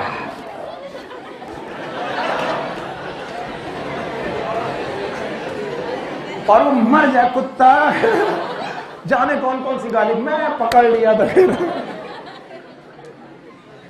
अंततः वो कहती थी अच्छा छोड़ दे भाई, छोड़ दे, हो गया। तो मैं ना बड़ों से डरता था ना छोटों से डरता था, और जितने लोग तो सबको उड़ाता था। तो जब हमें पड़ती थी तो कोने से खंबे पिछल देते थे। तो धीरे धीरे धीरे आई गेट वायलेंट। वो वायलेंट होता गया तो बोले भाई इसको भगाओ यहाँ से, नहीं तो बर्बाद कर देगा। तो माता जी हमारी जो बात कहती थी वही बात आज भी कह रहे हैं। कजिन, कौन कह रहा है? अभी कौन कजिन से, आई डोंट नो। वो कहते हैं कि अगर किसी टोकरी में सड़ा नहीं पका हुआ संतरा रखा है, क्या रखा है? संतरा, ऑरेंज, राइपेंड ऑरेंज। ये आपकी बुक लिखती है, देख लेना। तो वहां पर रखे हुए कच्चे केलों को पका सकता है। अब इन्हें केले ही मानिएगा प्लीज। ये बनाना इनकी राइपनिंग कर देगा। छोटी सी कहानी के साथ आपको एक कहानी बता रहे हैं। तो बोलते हैं, मेरी लैंग्वेज में सुनोगे, एक सड़ा हुआ संतरा बाकी केलों को सड़ा सकता है, लेकिन कजिन ने कहा एक पका हुआ संतरा केलों को पका सकता है। तो बोले कैसे पका दिया? तो दूर दूर रखे। बोले इससे गैस निकलती है। उस गैस का नाम क्या है? Ethylene. And this ethylene gas had been discovered at that time by the cousin, और उन्होंने इस गैस का नाम रखा इथाइलिन। You got it? तो यही लिखा हुआ है, पके हुए संतरे अगर रख दिए जाएं किसके साथ, केलों के साथ, तो बताइए क्या केले पक जाएंगे? और बहुत सारे लोगों को ये टेक्निक मालूम है, अगर आप कच्चा आम तोड़ लाओ और उसे आर्टिफिशियली राइपन करना चाहो तो भूसे के अंदर डाल देना, भूसे के अंदर वही गैस होती है, कौन सी, इथाइलिन। या फिर बोरों के अंदर रख दो जिनमें गेहूं हो, यस और नो, वही गैस है कौन सी, इथाइलिन। तो क्या आपके कच्चे आम पकने लगते हैं? इसी को बोलते हैं पाल के आम। पाल साहब, डाल के आम कि पाल के आम? पाल साहब है, बटो। ओके, तो बताओ 5वीं डिस्कवरी का नाम क्या था बेटा? इथाइलिन। कितनी डिस्कवरी हो गई? 5 याद रहेंगी? पहली डिस्कवरी ऑक्सिन, किसने की? Charles Darwin and Francis. और किसने आइसोलेट किया? कितने अच्छे बच्चे हो, एक बार में आ जाता है तुम लोग को। अच्छा बताओ, अब बिना देखे बताना। दूसरी थी जिब्रेलिन, याद है? जापान था। साइंटिस्ट का नाम ई कुरोसावा। बीमारी का नाम बैकेने था। Very good. और भाई साहब उससे निकाला गया था फंगस का नाम जिब्रेला, और उससे क्या था, जिब्रेलिन। GA3 था। 2 डिस्कवरी हो गई। तीसरा याद है? स्कूग याद है? नोडल टिश्यू याद है? स्कूग एंड मिलर याद है? N6 furfuryl amino प्यूरिल। चौथा याद है? 3 एप्सिसिन इनहिबिटर B, एप्सिसिन सेकेंड डॉर्मेंट। और चौथा कौन, कजिन। और बोले पके हुए फल दूसरे फलों को पका सकते हैं, यस। Now the properties. अगला टॉपिक क्या है? Physiological effect. तो हेडिंग तुम बता दो, बाकी मैं पढ़ा दूंगा। Physiological effect of the plant hormone.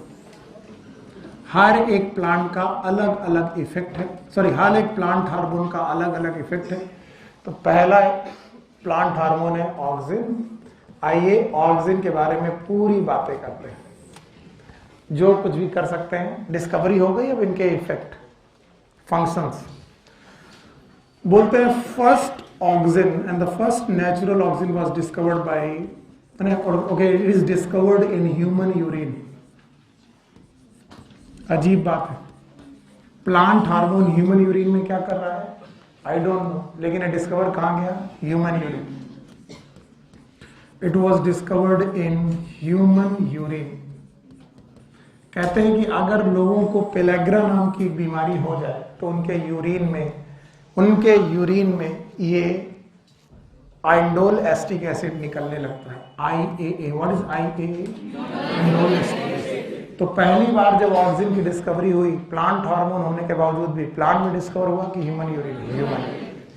तब से लेकर आज तक ऑक्सिन को 2 ग्रुप में बांटा जा चुका है। There are some natural auxins, कुछ ऐसे ऑक्सिन हैं जो नेचुरल होते हैं। There are some synthetic auxins, जिन्हें बनाया जा सकता है।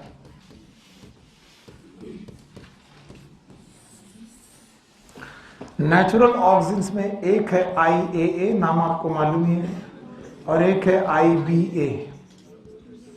It is known as indole acetic acid,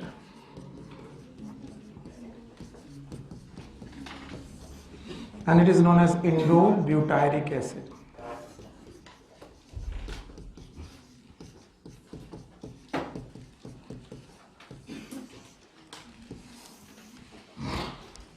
synthetic auxin में देयर इज अ लिस्ट, पर 2 आपकी बुक में दिए गए हैं। One is known as NaA, naphthalene acetic acid.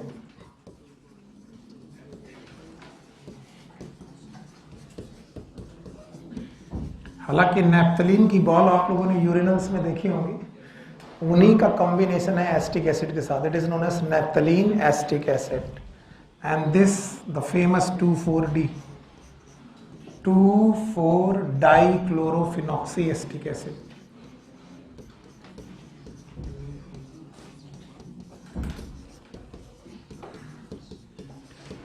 समस्या ये नहीं कि मैं पढ़ा दूंगा, समस्या ये है कि तुम्हें कितना आएगा। पहले केवल एसिटिक एसिड पकड़ो, ये देखो, बोलो बोलो, फिर से बोलो। तो ज्यादातर ऑक्सिन एसिटिक एसिड के डेरिवेटिव, ऑल की ज्यादातर। अब देखो एसिटिक एसिड में इंडोल डोलो जोड़ो, नेफ्थलीन जोड़ो, और फिनॉक्सी, फिनॉक्सी में दो जगह पर, एक दूसरी पोजीशन और एक चौथी, क्या जोड़ो, क्लोरो। अब बोलो क्या होगा, 2,4-डाइक्लोरोफिनॉक्सी एसिटिक एसिड। तो कभी इसका नाम भूल जाना, घबराना नहीं, याद रखना ये एसिटिक एसिड है। उसमें कौन सा ग्रुप लगाना, फिनॉक्सी। और फिनॉक्सी की किस दो पोजीशन पे, 2 और 4। ये क्या लगाना, क्लोरीन।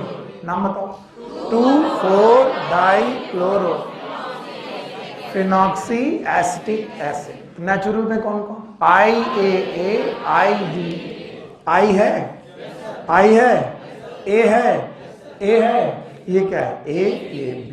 तो मैं इसे A याद रखता हूं, ये B याद रखता हूं। Indole acetic acid, indole butyl.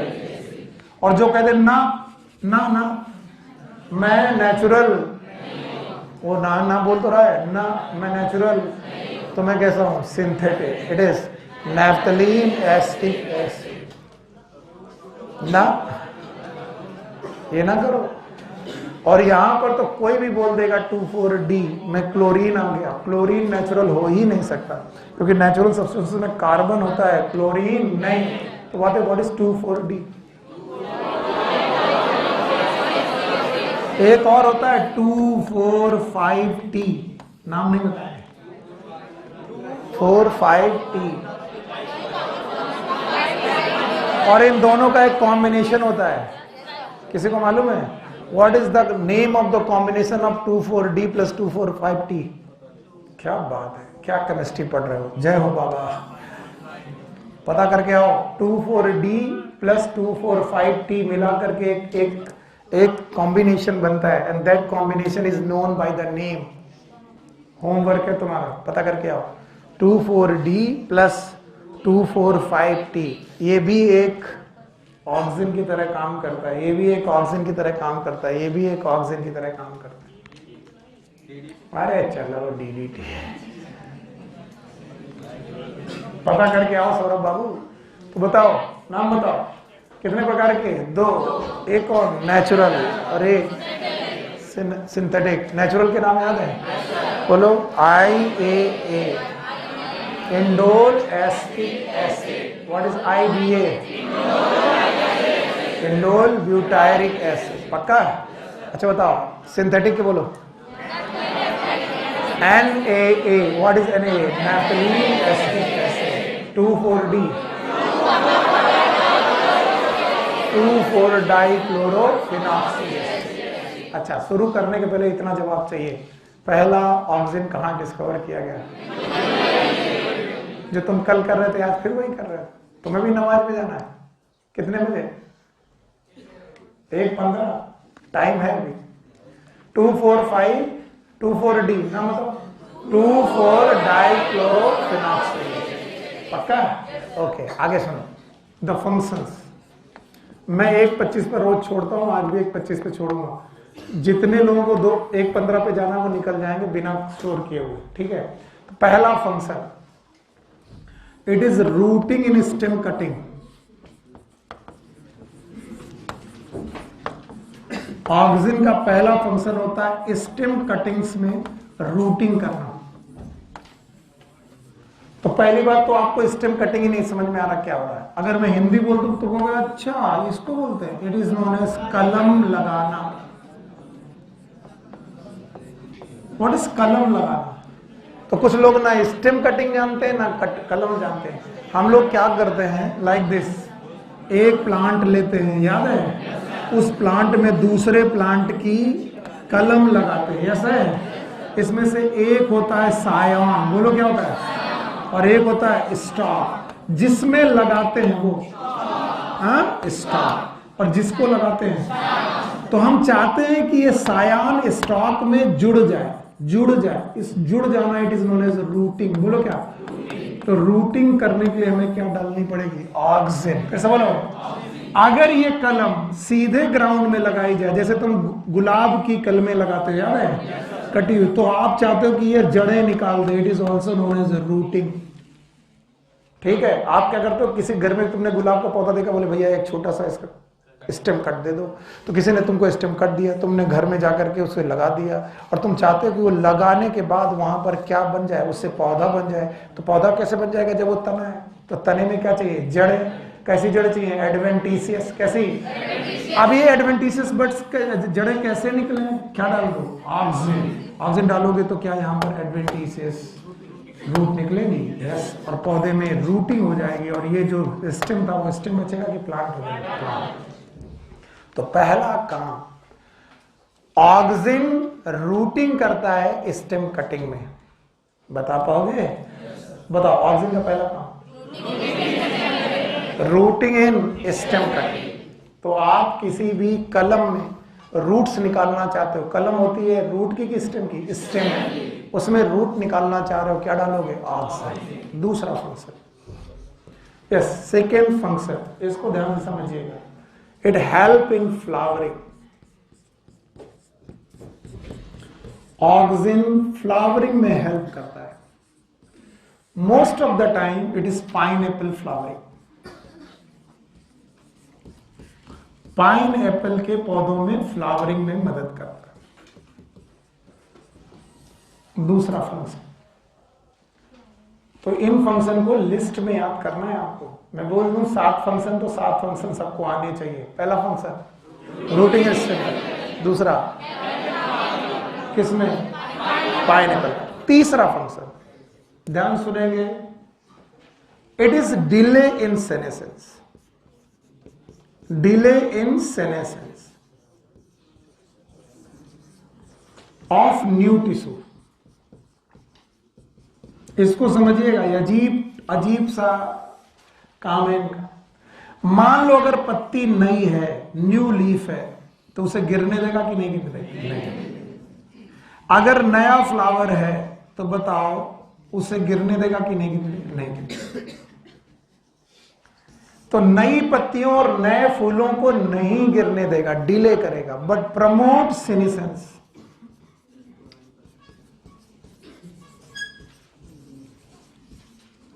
Of old tissue. अब एक आम पक चुका है पूरी तरीके से और वो पुराना हो चुका है, बताइए ऑक्सिन डालने पर वो आम लगा रहेगा कि गिर जाएगा? पक्का। तो ओल्ड फ्रूट को ये गिरा देता है, इनको ड्रॉप कर देगा। तीसरा फंक्शन अजीब है कि ये सेनेसेंस को डिले भी करता है, देर भी कर देता है, और प्रमोट भी कर देता है। अगर नए टिश्यू है तो डिले कर देगा, अगर नए टिश्यू है तो उनको गिरने मरने नहीं देगा, और अगर कहीं वो पुराने टिश्यू है तो उन्हें जल्दी से मार के गिरा देगा। हाँ भाई, पहला फंक्शन रूटिंग, दूसरा फ्लावरिंग में हेल्प करेगा, तीसरा delay in senescence of new tissue and promote senescence of old tissue के सेनेसेंस को प्रमोट करेगा और नए टिश्यू के सेनेसेंस को डिले करेगा। चौथा, it help in apical dominance. चौथा काम,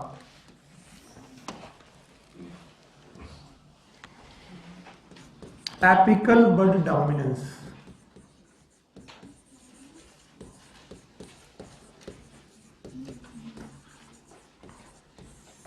पहले से पूरी तरीके से समझ लो। बोलते किसी भी पौधे में स्टेम में 2 तरीके की बड्स पाई जाती हैं।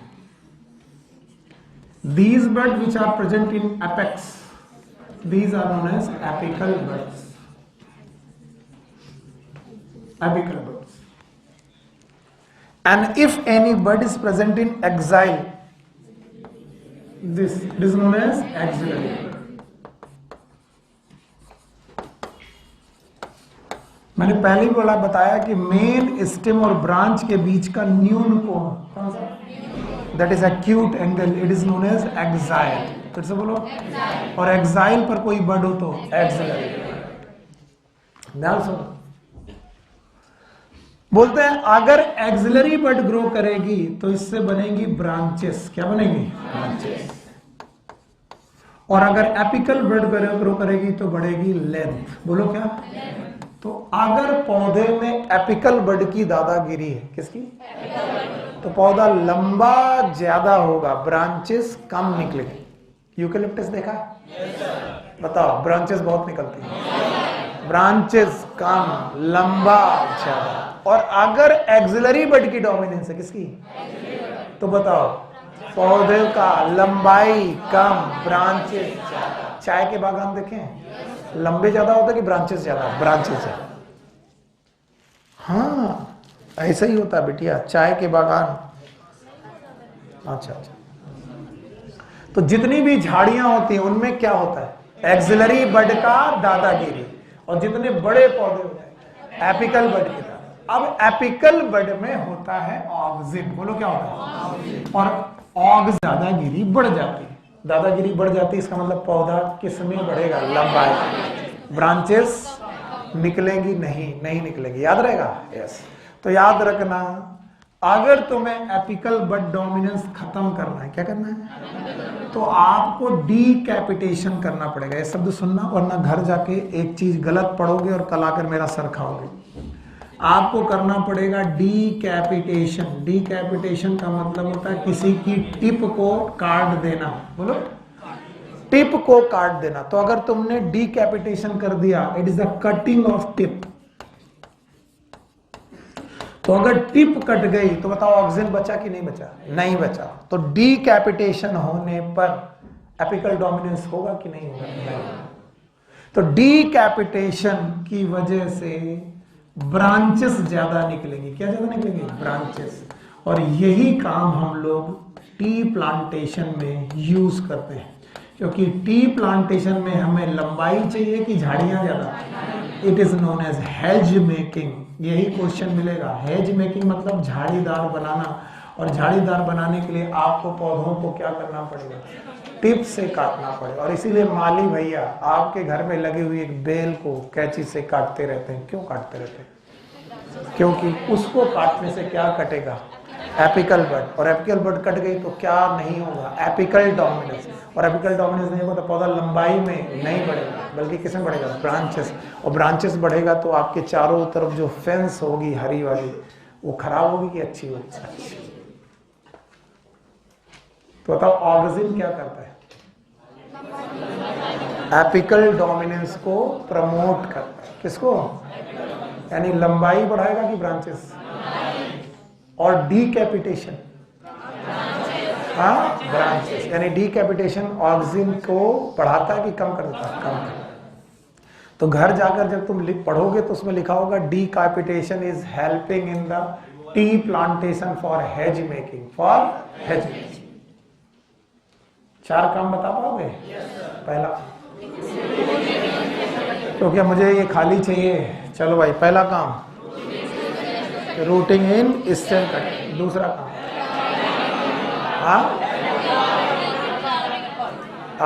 फ्लावरिंग इन पाइन। तीसरा काम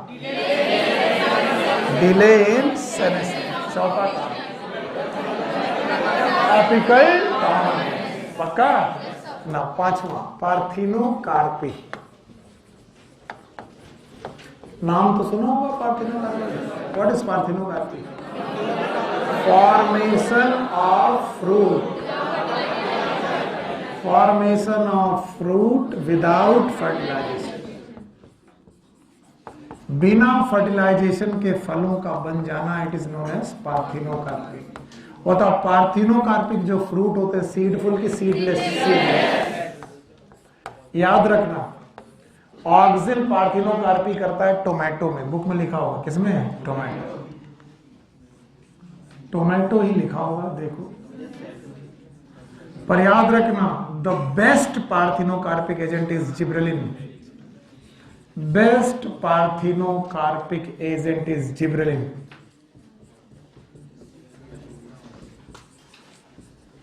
बुक में जिब्रेलिन के बारे में पार्थिनोकार्पी में कुछ नहीं लिखा, और इसी वजह से आप एक क्वेश्चन गड़बड़ कर देते हो।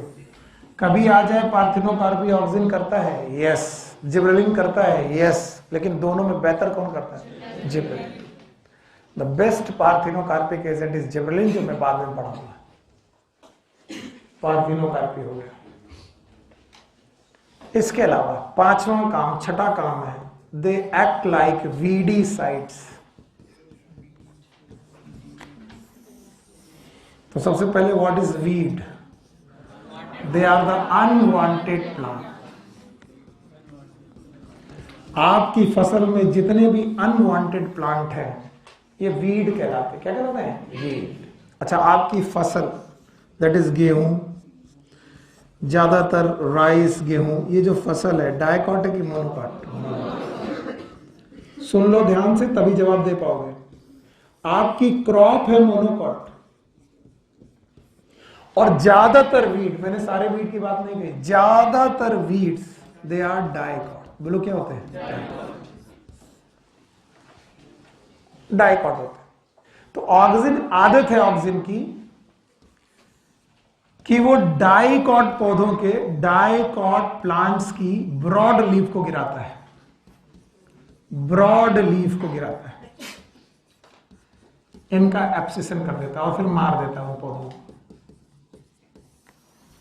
और इस वजह से तुम्हारा गेहूं बच जाएगा, क्योंकि गेहूं की पत्तियां चौड़ी, और दूसरी बात गेहूं डाइकॉट कैसा है? मोनोकॉट। तो अगर तुमने ऑक्सिन डाला, जैसे कौन सा ऑक्सिन? 2,4-D, नाम याद है? 2,4 डाइक्लोरोफेनॉक्सिल एसिड। तो ये 2,4-D क्या करेगा? फसल को नुकसान नहीं पहुंचाएगा। क्यों नहीं पहुंचाएगा? क्योंकि वो मोनोकॉट है, मोनोकॉट। और दूसरा, उसकी पत्तियां चौड़ी नहीं। तो ये दो तरीके से मारता है, या तो चौड़ी पत्तियों वालों को गिराएगा, और या फिर वो कैसा हो? डाइकॉट। अगर दोनों बातें तो और अच्छी बात है।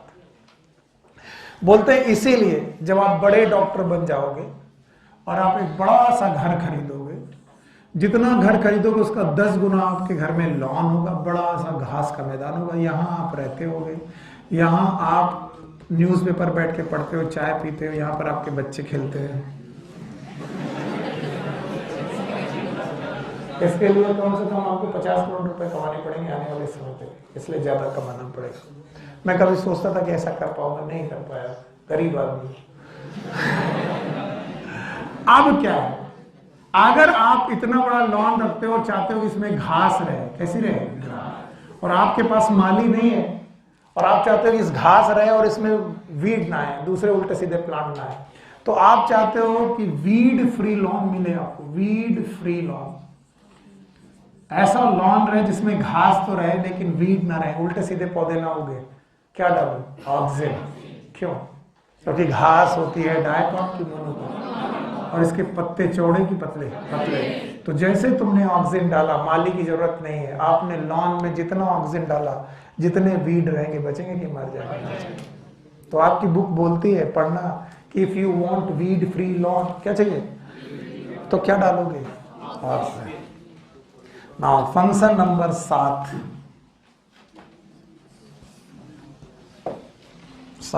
किसी को रूट याद है? हाँ। कैप याद है? ये याद है? बोलो। मैचुरेशन जोन में डिफरेंशिएशन चल रहा है। कल मैंने डिफरेंशिएशन पढ़ाया था। क्या पढ़ाया था?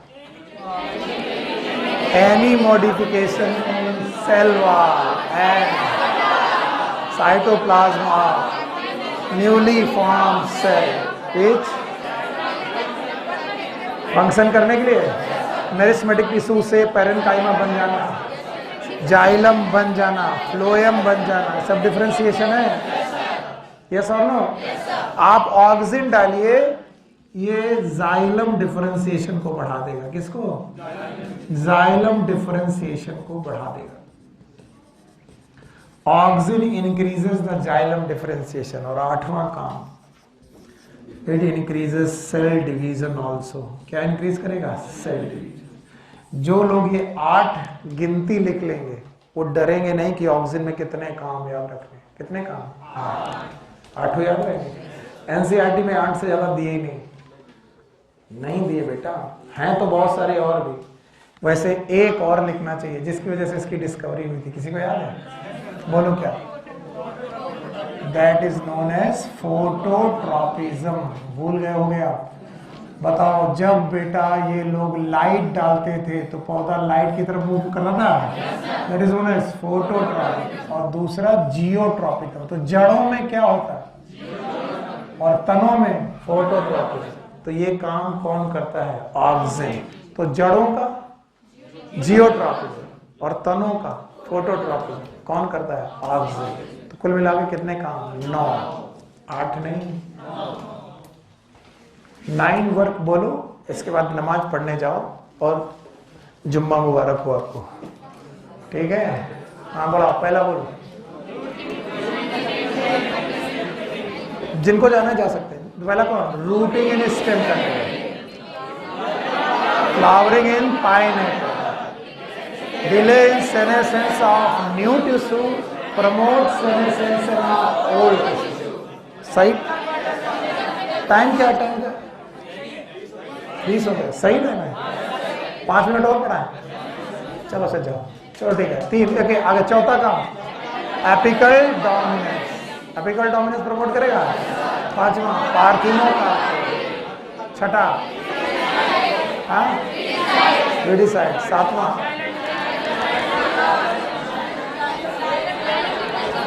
Xylem differentiation. 8वां सेल डिवीजन। 9वां फोटोट्रॉपिज्म एंड जियो। शाम को बेटा हम लोग मंडे से शुरू करेंगे, ठीक है? I am not feeling well, तबीयत अच्छी नहीं है मेरी। Take care. मेरी कॉपी बेटा खिंच गया इसे। इसको तो किसी से मतलब ही नहीं है, ये पीछे रख दो यार।